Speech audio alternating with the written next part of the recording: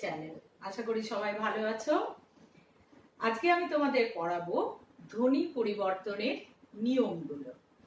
আগের ভিডিওতে আমি দেখিয়েছি তোমাদেরকে ধ্বনি পরিবর্তনের কারণটা কি।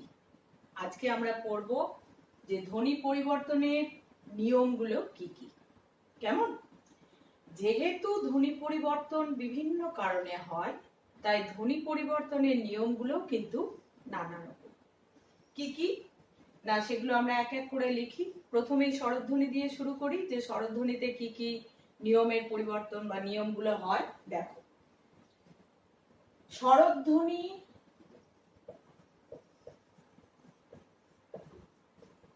জনিত ধ্বনি পরিবর্তন। এর মধ্যে আমরা প্রথমেই পাবো কি না স্বরাগম। কি পাবো? স্বরাগম।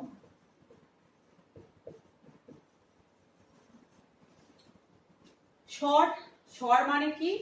স্বরধ্বনি। আর আগম, আমি ভেঙে নিচ্ছি, স্বর যুক্ত আগম। তাহলে কি? আগম লিখলাম।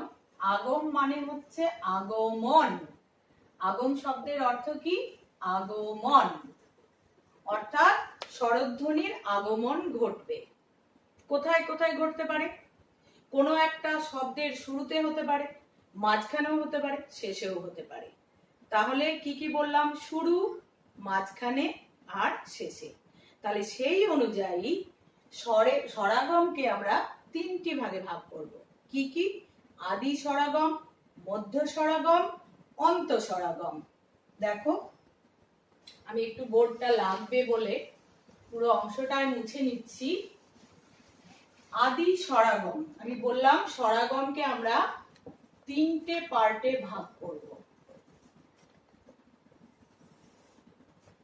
কি কি? আদি, আদি স্বরাগম, মধ্য স্বরাগম, আর একটা হলো অন্ত স্বরাগম। অন্ত মানে শেষ।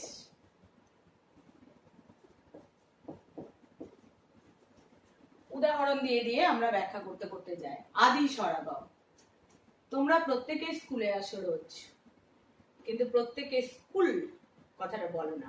কি বলো? মা তাড়াতাড়ি খেতে দাও, আজকে স্কুলে যাব। কি বললে কথাটা? স্কুলে যাব। তাহলে দেখো, শব্দটা ছিল কি? স্কুল। তুমি আরাম করে বলার জন্য কি লাগিয়ে নিয়েছো? একটা অশ্বই, স্কুল। তাই তো? আমরা বলি স্পর্ধা, মূল শব্দ হলো স্পর্ধা। আমি দেখো গোল করছি, আদি মানে হচ্ছে প্রথমে, প্রথমে এসেছে তাই এটাকে আদি স্বরাগম বলছি। ঠিক আছে? তাহলে স্পর্ধা কি বলি? আস্পর্ধা। আস্পর্ধা দেখেছিস? ছেলেটার আস্পর্ধা দেখেছিস? স্পর্ধা দেখেছিস? খুব কম লোকই বলে। কি বলে? আস্পর্ধা দেখেছিস। কেমন? তাহলে কি হলো? আদি স্বরাগম কাকে বলছি না, যখন শব্দের শুরুতে কোনো স্বরধ্বনির আগমন ঘটে।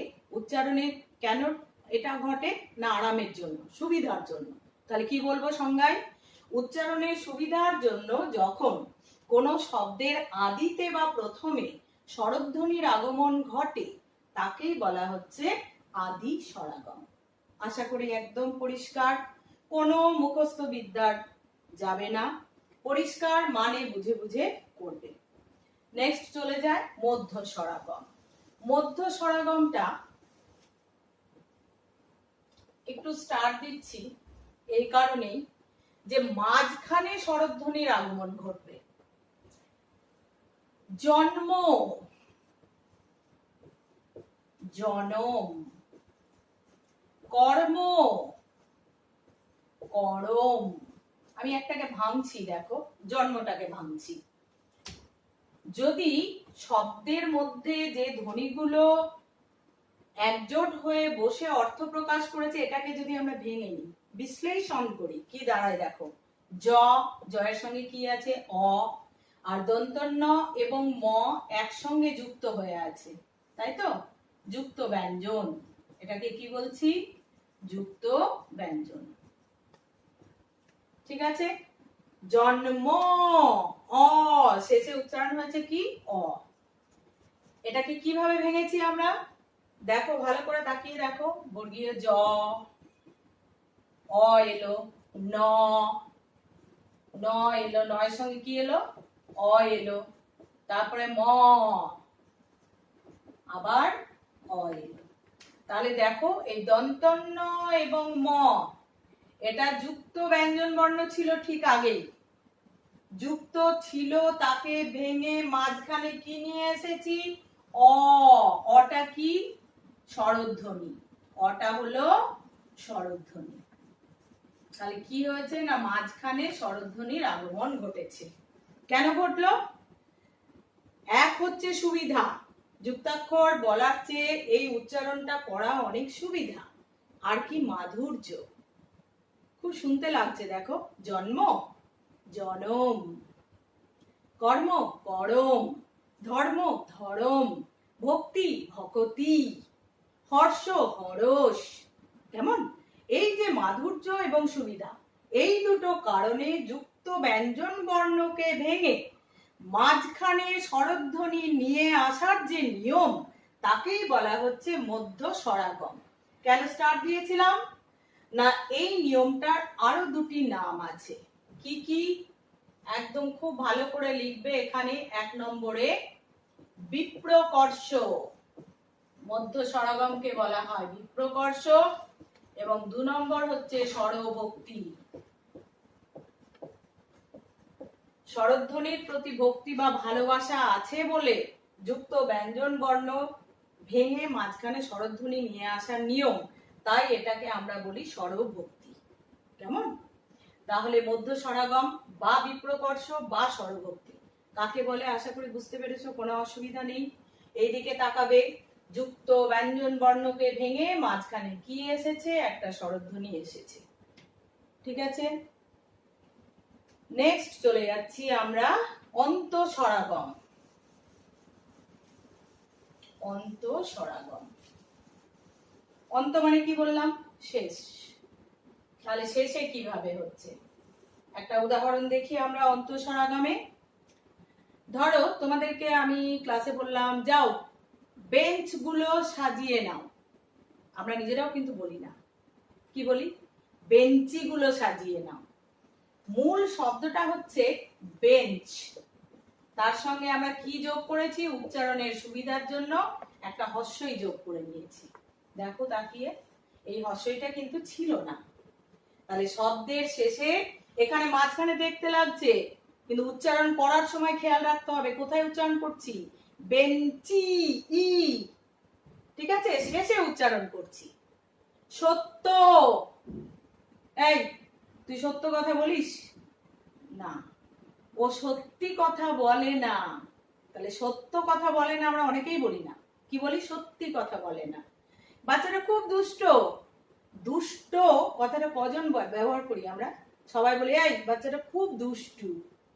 তাহলে কি করেছি না, দুষ্টু শব্দটা ছিল দুষ্ট, কি উচ্চারণ করছি? দুষ্টু। দেখো, একটা হস্য শেষকালে লাগিয়ে নিয়েছি। এটাকেই বলছে অন্ত স্বরাগম। কেন করছি এটা না, উচ্চারণের সুবিধার জন্য, আরাম প্রিয়তার জন্য। যখন শব্দের শেষে হস্যই বা হস্য এই ধরনের স্বরধ্বনির আগমন ঘটবে, তখন তাকে বলা হচ্ছে অন্ত স্বরাগম। তাহলে স্বরাগমের 3টে অংশ, ভীষণ গুরুত্বপূর্ণ অংশ। আশা করি তোমরা অর্থ বিশ্লেষণ করে বুঝতে পারবে। পরবর্তী চলে যায়, স্বরধ্বনির যদি আগমনে ভাগ পেলাম, তাহলে ব্যঞ্জন ধ্বনির আগমন আছে নিশ্চয়।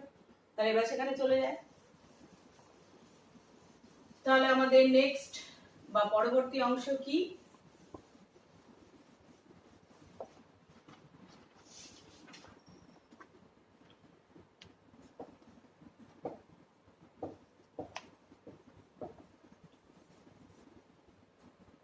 স্বরাগম পড়লাম, এবার পড়ছি ব্যঞ্জন। ব্যঞ্জন থেকে এসেছে ব্যঞ্জনাগম। তাহলে ব্যঞ্জন ব্যঞ্জন ধ্বনি যেটা।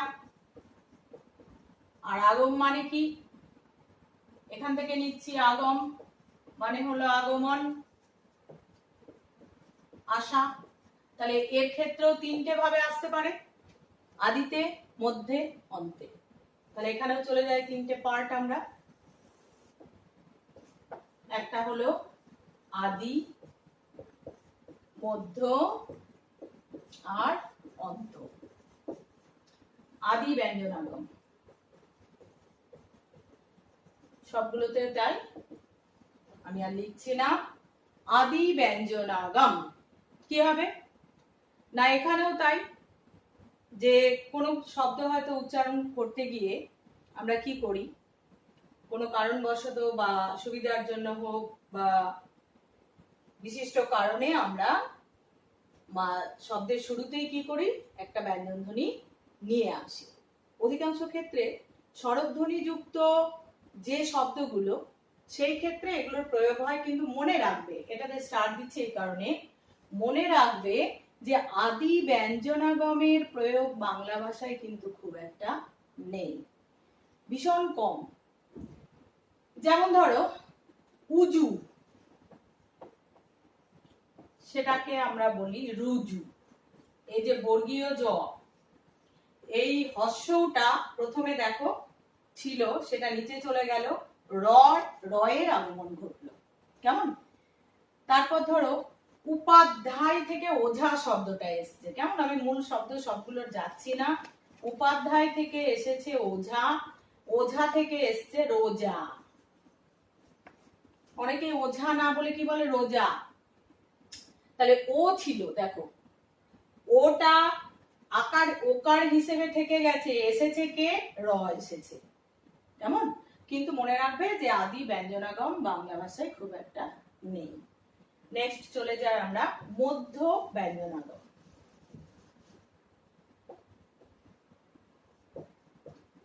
মধ্য ব্যঞ্জনাগম কি হবে না, মাঝখানেই আসবে, তাই তো। মধ্য ব্যঞ্জনাগম কি হবে না, যে শব্দের মাঝখানে ব্যঞ্জন ধ্বনির আগমন ঘটবে, কোন জায়গাটায় না, ঠিক মাঝখানে। কিভাবে না, দেখো চায়ের দোকান, আমরা বলি এই চায়ের দোকান থেকে চা পাতা কিনে আনতো, কি শব্দটার উচ্চারণ হওয়া উচিত ছিল, চা এর, কিন্তু আমরা কি বলি বলতো, কি বলি, চায়ের। দেখো এখানে এটা যথাযথ আছে, কিন্তু কার আগমন ঘটেছে, অন্তঃস্থ, মায়ের, কেমন। আমরা কি উচ্চারণ করছি, মায়ের। তাহলে কি, এই দেখো এটা এখানে রয়ে গেছে একার হিসেবে, কিন্তু কার আগমন ঘটেছে, অন্তঃস্থ। এই যখন অন্তঃস্থ এর আগমন ঘটে মাঝখানে, কোন শব্দের মাঝখানে স্বরধ্বনির সঙ্গে যখন ব্যঞ্জন ধ্বনি হিসেবে অন্তঃস্থ এর আগমন ঘটে, তখন তাকে অন্তঃস্থ শ্রুতিও বলা হয়। কি বলা হয়, অন্তঃস্থ শ্রুতি।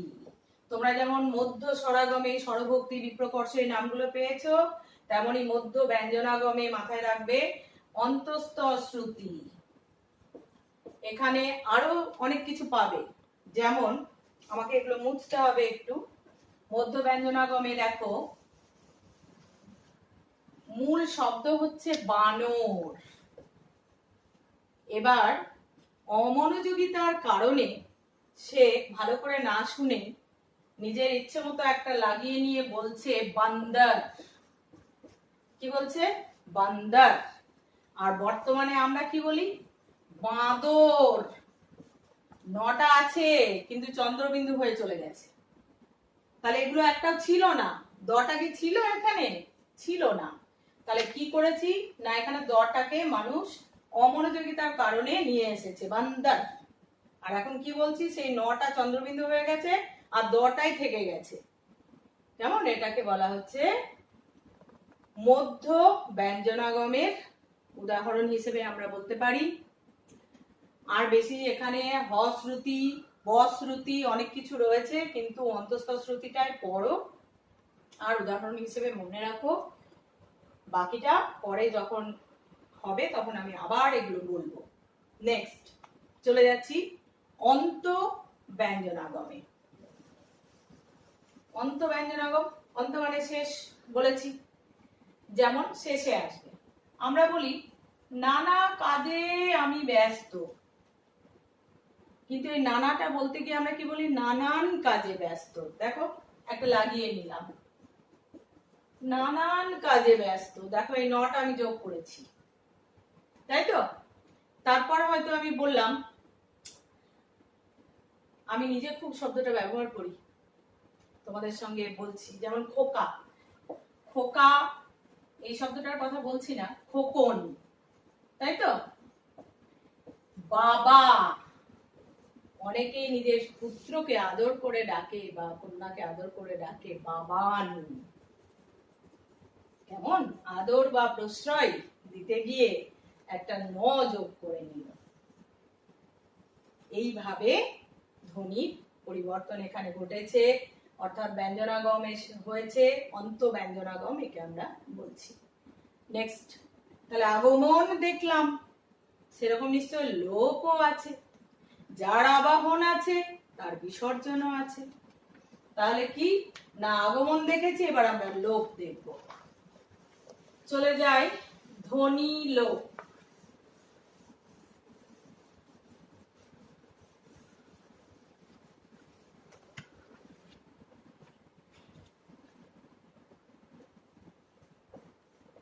ধ্বনি লোপ, ধ্বনি লোপের ক্ষেত্রে আমরা কি পাবো দেখি একসঙ্গে চার্টে আনা যাচ্ছে কিনা। ধ্বনি লোপের ক্ষেত্রেও স্বরধ্বনি ব্যঞ্জন ধ্বনি দুটোরই লোপ ঘটবে। তাহলে একদিকে লিখছি স্বরলোপ আর একদিকে লিখছি ব্যঞ্জন লোপ। ঠিক আগের মতোই আমরা দেখব যে স্বরলোপের ক্ষেত্রেও কি হবে না আদি, মধ্য আর অন্ত, অর্থাৎ শব্দের শুরুতেও লোপ ঘটতে পারে, মাঝখানেও ঘটতে পারে, আবার শেষেও ঘটতে পারে। কি বললাম, শব্দের আদিতেও স্বরের লোপ ঘটতে পারে, মাঝখানেও ঘটতে পারে, আর অন্তেও ঘটতে পারে। যেমন অলাবু, এর থেকে এসেছে লাউ। উডুম্বুর, উডুম্বুর খেয়েছ? খাই কিন্তু আমরা, যেটাকে আমরা বলি ডুমুর। কি বলি? ডুমুর।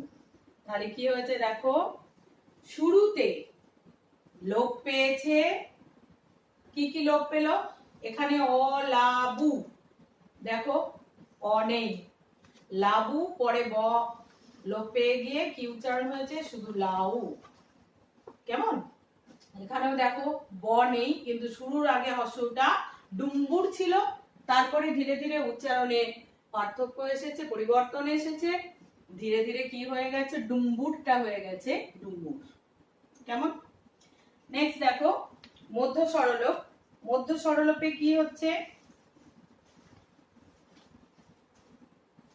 ঠিক মাঝখানে যখন হবে, ধরো আমি বললাম বসতি, মানুষ ওখানে এক জায়গা থেকে আরেক জায়গায় এসেছে, এসে বসতি স্থাপন করেছে।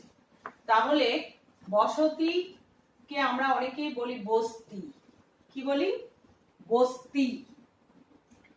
নেক্সট দেখো আমরা বলি গা মোছা, এই শব্দটা তো আমরা খুব ব্যবহার করি। একটা গা মোছা দাও তো, স্নান করতে যাব, বলি আমরা গামোছা? কেউ বলি না। কি বলি? গামছা দাও তো। তাহলে ওকারটা কোথায় চলে গেল? এই যে ওকারটা ছিল, এটা কি হলো না মাঝখান থেকে লোপ হয়ে গেল, দিয়ে আমরা কি উচ্চারণ করছি? গামছা। এখানে বসতিতেও দেখো স অ, এই দন্তের স্বরের সঙ্গে কি ছিল? একটা অ ছিল, সেই অটা কি হয়েছে? লোপ পেয়ে গেছে, গিয়ে দন্ত স আর ত যোগ হয়ে গেছে। কেমন? এটাকে বলা হচ্ছে মধ্য স্বরলোপ। তাহলে কি উচ্চারণের সুবিধার জন্য যখন শব্দের মাঝখানে কোনো স্বরধ্বনির লোপ ঘটছে তখন তাকে আমরা বলছি মধ্য স্বরলোপ। নেক্সট চলে যায় অন্ত স্বরলোপ। অন্ত স্বরলোপ যেমন লজ্জা, কি বলি? লজ্জা থেকে আমরা বলি লাজ। এটা না হয় বাদই দিলাম। ধরো আমরা বলছি যে আমাকে পথ দেখাও, পথ, এখানে কি ধরনের লোপ ঘটলো না, থ এর সঙ্গে কি উচ্চারণ করেছিলাম? একটা অ উচ্চারণ করেছিলাম। কিন্তু যখন কথা বলছি তখন কিভাবে বলছি দেখো, পথ, পথ দেখাও, পথ দেখাও বলছি না কিন্তু। তাহলে আমরা অধিকাংশ সময় মানে এটা আমরা খুব ব্যবহার করি, অন্তঃস্বরলোপ ঘটছে। ভাত খাবো, ভাত, উচ্চারণটা হওয়া উচিত ছিল ভাত, তো এর সঙ্গে অ আছে, কিন্তু আমরা এই অটাকে উচ্চারণ করছি না। অথচ যখন আমরা কোনো শব্দকে বিশ্লেষণ করব, ধ্বনিগুলো দিয়ে বিশ্লেষণ করে দেখাবো, তখন কিন্তু আমাকে এই অটা লিখতেই হবে, কারণ ত এর সঙ্গে অ অবশ্যই উচ্চারিত হচ্ছে, কিন্তু আমরা এটা উচ্চারণ করছি না। এটাকে বলা হচ্ছে অন্তঃস্বরলোপ। নেক্সট, ঠিক স্বরলোপকে যেমন তিনটে ভাগে ভাগ করলাম, ব্যঞ্জন লোপকেও আগে ভাগ করে নেব। তার ছাড়াও ব্যঞ্জন লোপে আরেকটা ভাগ আমরা দেখব। এখানে কি হবে? আদি, মধ্য, অন্ত। আদি, মধ্য, অন্ত। স্থান, আমরা বলি ঠাকুরের স্থান, দেখবে দন্ত স উঠে গেল, অনেকে স্থান শব্দটা উচ্চারণ না করে কি বলছে? থান। কেমন? তারপর হয়তো স্ফটিক, দন্তে শয় হয় টয় অংশই ক, স্ফটিক, অনেকেই কিন্তু উচ্চারণ করে না, কি বলে? ফটিক। কি বলছে? ফটিক। তাহলে কোনটা চলে গেল? দন্ত স চলে গেল। একদম শব্দের শুরুতে যখন ব্যঞ্জন ধ্বনি লোপ ঘটছে, কেন না উচ্চারণের আরাম প্রিয়তা, সুবিধার জন্য, তখন কি যে ব্যঞ্জন ধ্বনি লোপ ঘটছে তাকে আমরা বলছি আদি ব্যঞ্জন লোপ। নেক্সট চলে যায় মধ্য ব্যঞ্জন লোপ। মধ্য ব্যঞ্জন লোপে কি হচ্ছে? কার্পাস, তুলোটার নাম কি না কার্পাস। অনেকেই আমরা বলি না, কি বলি? কাপাস তুলো। কি বলছি? কাপাস তুলো। ফাল্গুন মাস, কি বলছি? ফাগুন। তাহলে এখান থেকে রেফ চলে গেছে, আর এখান থেকে কে চলে গেছে? ল চলে গেছে, এখানে লটা নেই। তাহলে কি হয়েছে? যখন মাঝখানে উচ্চারণের সুবিধার জন্য বা আরামপ্রিয়তার জন্য যখন শব্দের মাঝখানে কোনো ব্যঞ্জন ধ্বনি লোপ পাবে, তখন তাকে আমরা বলছি মধ্য ব্যঞ্জন লোপ। আর অন্ত ব্যঞ্জন লোপটা কি জিনিস দেখি। সখী,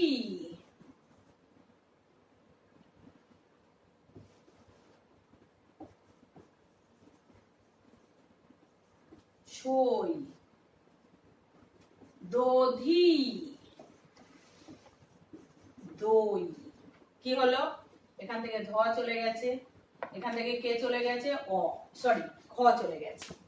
তাহলে এটাকে কি বলছি? যখন শব্দের উচ্চারণের সুবিধার জন্য বা আরামপ্রিয়তার জন্য অন্তে কি হয় না ব্যঞ্জন ধ্বনির লোপ ঘটে, তখন তাকে আমরা বলছি অন্ত ব্যঞ্জন লোপ। তাহলে স্বরলোপের তিনটে অংশ পড়লাম, আদি, মধ্য, অন্ত। আবার ব্যঞ্জন লোপেরও তিনটে অংশ পড়লাম, আদি, মধ্য এবং অন্ত। নেক্সট আমরা ব্যঞ্জন লোপের আরেকটি ভাগ যেটা পড়ব, সমাক্ষর লোপ। এটা আমরা দেখো আমাদের প্রতিদিনের কথায় খুব ব্যবহার করি। কি বলেছি আমি? সমাক্ষর ব্যঞ্জন লোপ। কিরকম? সমান অক্ষর। সমাক্ষর মানে কি? সমান অক্ষর, বড় দাদা। সমাক্ষর কোনটা কোনটা বলো তো? এই দেখো, দ দ। আমরা কি করি? একটা বলি একটা বলি না। কি বলি আমরা? বড়দা। ছোট কাকা। সমাক্ষর কোনটা কোনটা? একই একই অক্ষর আমরা দেখতে পাচ্ছি। আমরা উচ্চারণের সুবিধার জন্য, তাড়াতাড়ি দ্রুত উচ্চারণের প্রবণতার জন্য কি করছি? ছোট কাকা না বলে বলছি ছোটকা। কি বলছি? ছোটকা। এরকম তো আমরা বলি সব সময়। বড় দিদি বলি কি না? দ্রুত উচ্চারণের জন্য আমরা বলি বড়দি। ছোট দিদি ছোটদি। এরকম ভাবে উচ্চারণ করে থাকি। তাহলে ধ্বনি পরিবর্তনের কারণ হিসেবে আজকে আমরা পড়লাম স্বরধ্বনি এবং ব্যঞ্জন ধ্বনির কি পড়লাম? আগমন পড়লাম, লোপ পড়লাম, এবং প্রতিটি ক্ষেত্রেই আমরা দেখলাম আদি, মধ্য, অন্ত। এই তিনটে শব্দ মাথার মধ্যে রাখো। আদিতে হবে, মাঝখানে হবে, শেষে হবে। উদাহরণগুলো মাথায় নিলেই কিন্তু নিজে নিজেই সংজ্ঞা তৈরি করে নেওয়া যাবে। ঠিক আছে, আশা করি তোমরা বুঝতে পেরেছো। খুব ভালো থাকো। পরিস্থিতির মোকাবিলা আমাদেরকে ঘর থেকেই করতে হবে। তোমরা ভালো থাকবে এই আশা করি। Thank you student.